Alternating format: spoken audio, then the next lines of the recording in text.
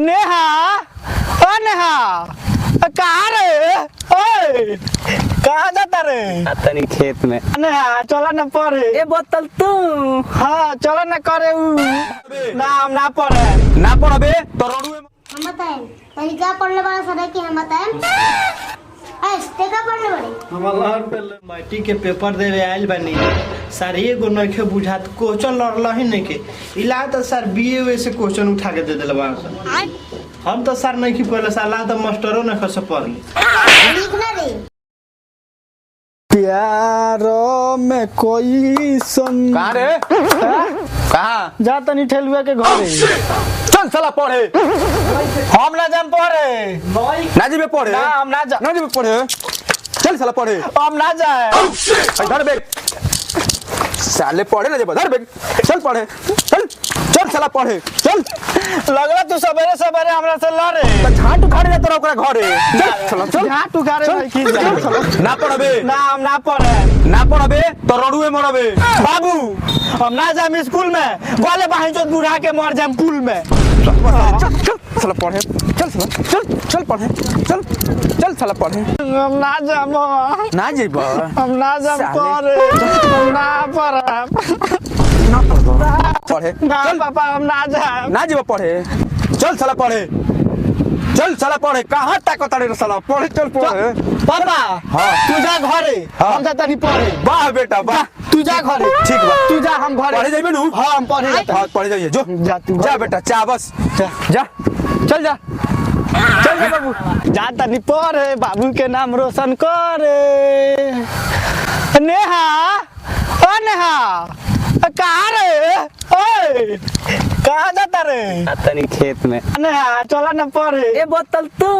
हाँ चला न करे मुखिया के लइका उ हम ना करी ले जातनी हम। चला चला चला पढ़े चला ना रे मुखिया ना हट हम ना जाएम जातनी अपन काम करे। चला नेहा नतिया कहाँ ले जाता रे? रे नतिया बेटा ए नतिया के बेटा जो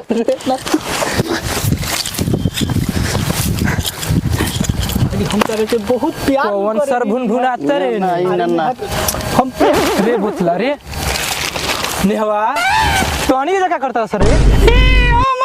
घास काटे आई सूत के कौन घास काटता रे? आई घास काटे के बोतला के लाल चाटी। गोदन भैया घरे जाके मत कहिया ना कहियो ना तेहू दे ना तो इहो दे। हम के ना दिले खाली बोतल के दिले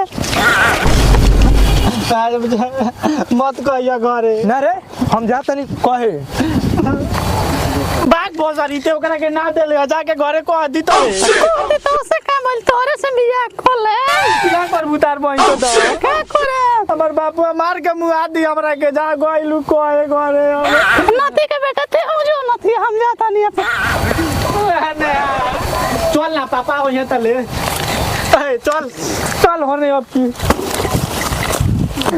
चलो ना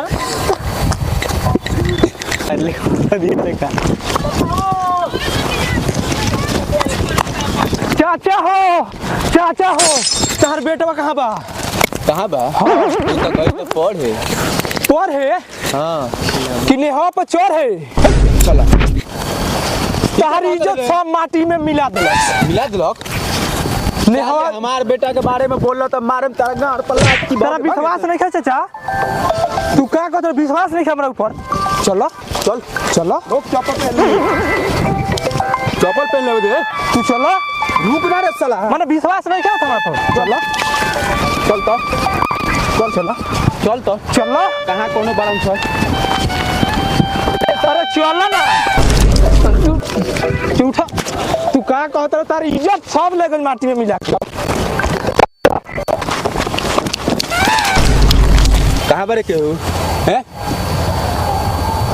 अभी देखनी है यहाँ। साले अभी देख लो हमरा बेटा पर अछरंग लगाओ तर तू। ना चाचा अछरंग ना हम देखनी है अपना आँख से देखनी है। आँख देख लो। हम देखनी है नेहवा आँख में लाड़ धसल गई रे के बा? चाचा नेहवा सुता रहला चाचा बोतला तार गाड़ मार ली है। अच्छा बुझल बात पे विश्वास करो। गोधना के बात पे विश्वास करो। गोधना तू तो सारा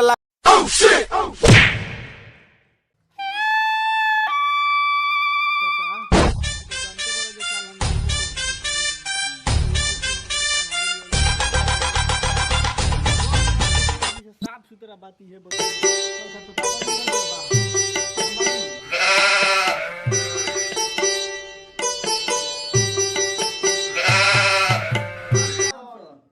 सर जी बहुत लगा गेल बनी यार हमारा भतीजवा के कदी मैट्रिक में पास ना तो हो जाइए कर जवानी ना हो जाए टेंशन मत लो। हम जाता नहीं सर जो बैठ। हमरे नाम छोटू दादा 4 साल से हो जाता नहीं मैट्रिक में फेल। छोटू दादा आज मैट्रिक के परीक्षा बा सब सवाल तू बताइयो।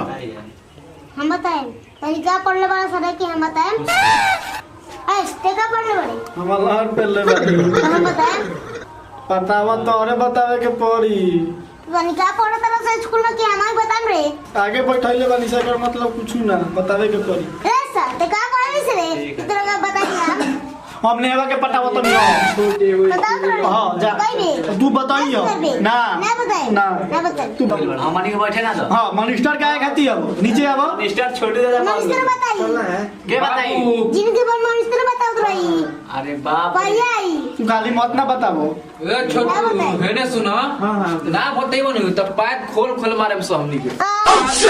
छोटू दादा भारत का खोज किसने किया? मोदी सरकार मोदी सरकार। हाँ तो झाट पे लगा बैठल बार जब सवाल पता नहीं थे बतावा ना पता खाली आगा बैठले से होई बतावा ना पता वास्को दी गामा। अच्छा वास्को दिवा वाला ऊ सरवा तो हमर दोस्त रहो। गुड मॉर्निंग ऐसे सर हम लोग के हाँ हां सर भाई गुड मॉर्निंग सर गुड मॉर्निंग गुड मॉर्निंग ई सरवा के लइके कौन हरे छोटू दादा करे ई कहां से लाइल बरस ए सर ई हो छोटू दादा क्लास में हमनी के टॉपर लइका हो ऐसा 4 साल फेल हो गइल बा सब देखा छोटू दादा सारा बन गइल बा आगे तुम्हारा नाम छोटू दादा है? जी सर पढ़ाई करता है? जी सर किस क्लास में? आड़ी बड़ी में इस साल कौन स्कूल है रे? रे सर तोरा ना बुझाला मैं बिरवा के घर ते स्कूल बा चुप गाड़ी दे दे हां गाड़ी दे टेस्ट में खेल मार दे तो साले गोली मार देते हैं अभी घर पे तो लोग मार खाना ना पीरो के लेके चला हद तो लागत तो आने ने जल्दी जल्दी टाइम बा 30 मिनट कंडीशन के लगे ठीक बा?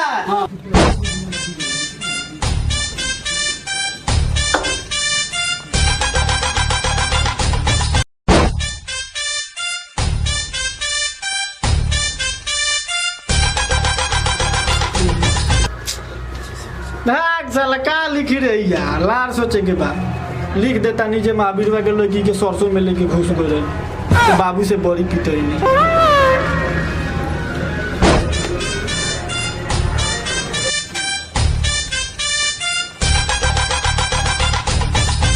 तो याद तो हिलो ही नहीं अरे का याद रहो सर रात तो बतियनी सर 2-3 बजे रात ले हमार लाड़ याद रहो अब मास्टर सर बा उहे रहे सर वो पढ़ावे ना बढ़िया से आज सर हम मैट्रिक के पेपर देवे आइल बनी सर एगो नइखे बुझात क्वेश्चन लड़ल ही नहीं के इला तो सर बीए से क्वेश्चन उठा के दे दिल बा सर हम तो सर नहीं की पहले साल तो मास्टरों ने खस पढ़ ली लिखना रे ए का लिखी रे सर जानत रे काना क्लास के क्वेश्चन आइल बा हाँ। ई सर बीए क्लास के आइल बा ई सर ये मैट्रिक तो ना बोले ए सर तब मैट्रिक में बानी सर का पढ़ल लिख मैं वो सर से सब तो लिख ले ली ते लिख ले ले हां तोरा में से छापी छापो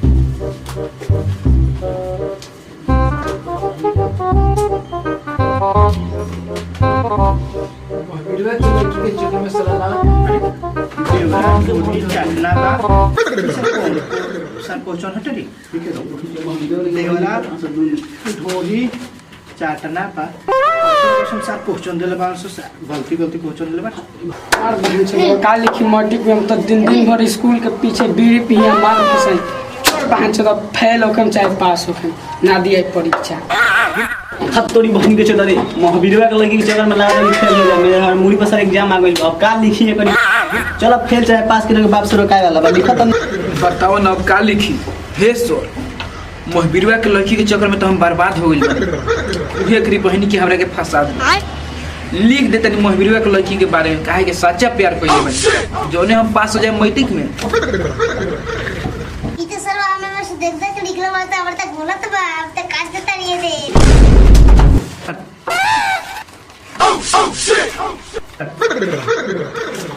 हो गया अच्छा पेपर जमा करो। हाँ लीजिए सर पेपर हम लोग का पढ़ लीजिए। पूरा अच्छा से क्वेश्चन आई ला पूरा लिखो कुछ ले दे के पास करा दी हमरा के। हाँ कुछ ले लेके घूस गाड़ी के डिजिटल जमाने में घूस टीवी सीसीटीवी कैमरा के निगरानी में क्या करे महावीरवा के चक्कर में हम बर्बाद हो गई। महावीरवा का लगी चला बाटा बतिया रहे सब परीक्षा खत्म साहब से माल के सारा तनी बर्बाद ना हो बस घूसे का लेके तनी करवाना है। साला चुप